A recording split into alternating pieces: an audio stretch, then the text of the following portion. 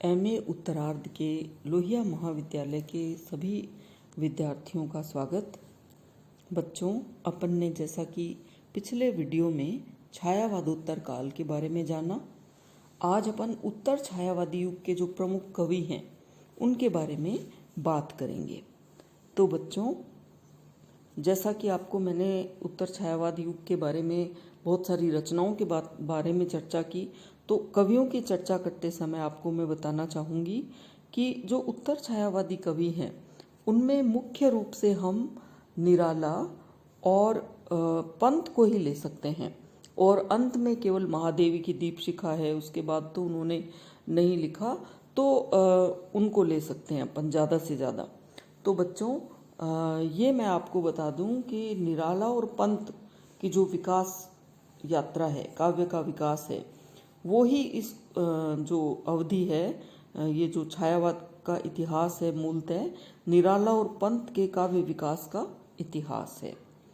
तो यूँ तो छायावादी शैली में बहुत सारे कवि आए, किंतु उनका कोई अपना उन्मेष नहीं था। तो उत्तर छायावादी जो कविता है उसमें अपन आज बात करेंगे निराला की। निराला के अलावा अपन इस काल के अगले वीडियो में अपन सुमित्रा नंदन पंत और फिर महादेवी वर्मा की बात भी करेंगे। तो आज अपन निराला की बात कर देते हैं। निराला के बारे में आप जानते ही हैं, इनका पूरा नाम सूर्यकांत त्रिपाठी निराला है, और आपको यह नाम पूरा पता होना चाहिए कवि का। निराला के बारे में बात करते समय आपको ये ध्यान रखना चाहिए कि निराला किसी एक धारा में बंधकर नहीं रहते हैं, उनकी कविता का विस्तार बहुत बड़ा है। तो आज अपन उनके इसी विस्तार पे बात करेंगे, यानी उत्तर छायावाद में उनकी कविता को अपन कैसे रखते हैं, क्या है। तो निराला के गीत जो हैं छायावाद से अलग न हटकर उसकी संभावनाओं से निर्मित है। अलग नहीं है, छायावादी तत्व है, लेकिन एक और विशिष्टता है। उनके काव्य में एक अलग ही शक्ति है, और उस शक्ति को हम कह सकते हैं लोकोन्मुखता, यानी लोक के प्रति उनका अनुराग। तो निराला जो है, उनकी छायावादी कविताओं में लोकोन्मुख व्यक्तित्व प्रारंभ से ही झलकता है। अगर अपन छायावादी कविता पढ़ते हैं तो उसमें ये लोक तत्व दिखाई देता है, क्योंकि निराला है, उनका व्यक्तिगत जीवन बहुत संघर्ष से युक्त रहा, और लोक संपृक्त रहा, इसलिए स्वभाव से ही वो प्रेम सौंदर्य के बोध के साथ साथ जीवन के अन्य अनुभवों को अपनी सारी कविताओं में समेट लेते हैं। वो चाहे उनका गद्य हो, चाहे उनका पद्य हो। तो जो व्यक्तिगत प्रणय के गीत भी अगर वो लिखते हैं, केवल और केवल उनमें व्यक्तिगत प्रणय नहीं होता है, उनमें लोक जीवन के सुख दुख को, यातना को, संघर्ष को वो गहराई से उभारते हैं, और उसको और उनकी जो व्यक्तिगत प्रणयानुभूति है वो भी एकांतवासिनी नहीं है। वो जब भी हम देखते हैं तो लोक गंध की से उष्ण दिखाई देती है, यानी नितांत व्यक्तिगत उनका कुछ भी नहीं है।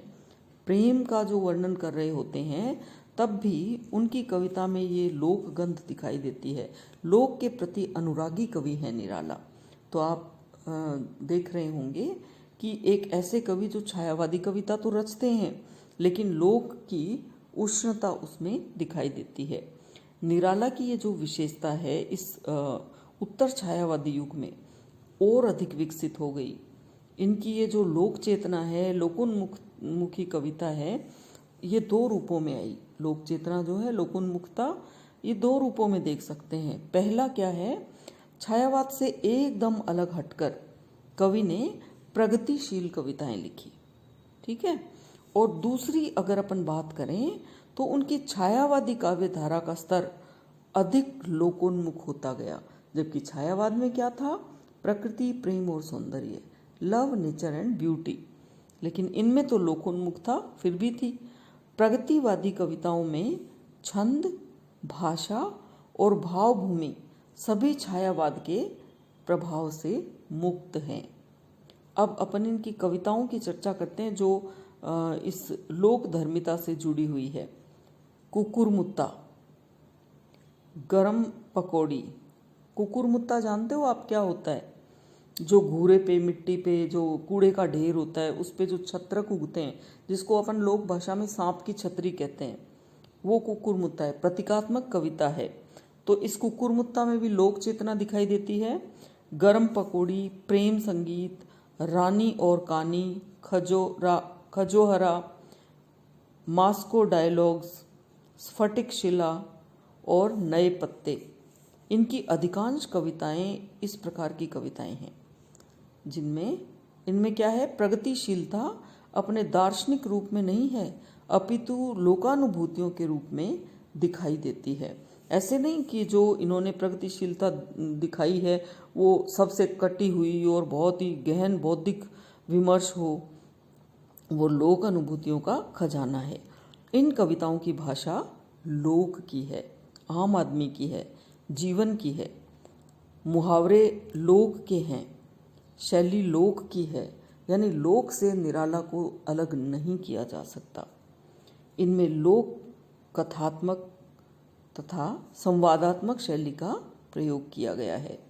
इस तरह निराला इस बात को समझते थे कि लोक जीवन को केवल उसके भाव, दृश्य, व्यापार में नहीं लिया जा सकता, उसके लिए उसकी भाषा भी आवश्यक होती है। यानी अगर आप अपने आसपास के लोक जीवन को प्रस्तुत करते हो तो उसमें यहाँ की भाषा का होना जरूरी है। तो लोक के पास अपनी एक समृद्ध भाषा होती है, अपने कष्टों को कहने के लिए एक बहुत ही समृद्ध शक्तिशाली भाषा होती है। दूसरी ओर पंत इस बात को समझते हुए भी इसे चरितार्थ नहीं कर सके। यानी निराला से अगर तुलना करें तो पंत में लोक चेतना है लेकिन लोक भाषा उनकी नहीं है, वो अभिजात्य ही रही। इसी प्रकार अणिमा, अर्चना, आराधना आदि में संकलित इधर की छायावादी कविता में निराला ने एक ओर तो स्वानुभूति परक गीत लिखे हैं, दूसरी तरफ क्या है, विजयलक्ष्मी पंडित, प्रेमचंद जी, संत रविदास, प्रसाद जी, महात्मा बुद्ध आदि विविध क्षेत्रों के व्यक्तियों पर कविताएं लिखी है। ये गीत कई तरह के हैं, इनमें प्रेम की संवेदना भी है और प्रार्थना परकता भी है। ठीक है। अब इस प्रकार की मानवीय संवेदनाएं इनमें व्यक्त हुई है। एक व्यक्ति जो समाज के बारे में देखता सोचता है, जो समाज के लिए प्रेरक है, उनके बारे में भी निराला ने लिखा है। ये सभी बातें निराला की 1938 से पहले की कविताओं में भी है। इनका अनुपात थोड़ा भिन्न हो सकता है लेकिन है, लोक तत्व है, मानवीयता है। तुलसीदास इस अवधि की एक विशिष्ट देन कही जा सकती है। इतना महत्वपूर्ण रचना है ये। इसमें भारत को सांस्कृतिक और सामाजिक पराजय के गर्त से निकालने का संकल्प है।